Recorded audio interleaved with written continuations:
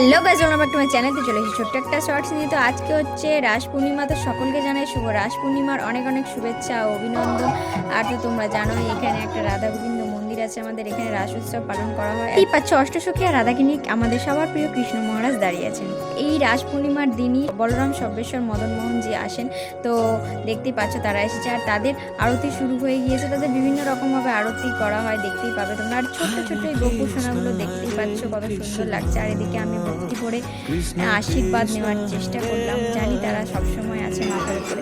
তারপরে ওই আরতি শেষ হয়ে এখানে আরতি শুরু হলো, এবং আমি আবারও প্রণাম চেয়ে নিলাম, আশীর্বাদ চেয়ে নিলাম, চরণামৃত খেয়ে প্রসাদ খেয়ে। আর এদিকে দেখতে পাচ্ছ এটা হচ্ছে অগ্নিদেব, এইটুকু মেরে মেরে দেখতে দেখো দেখতে পাবে এই আমাকে জিততে পেরেছে হয়তো। এখানে আবার শিব বাবাজির কাছে খুব আশীর্বাদ চেয়ে নিলাম। আর এখানে কীর্তন হিসেবে মেয়েটি খুব সুন্দরভাবে কীর্তন করছিল। সে শিব পার্বতীর মতো অমর প্রেম কাহিনী বোধ হয় আর কখনো শেষ হবে না। দেখা হচ্ছে পরে শেষে। রাধে রাধে।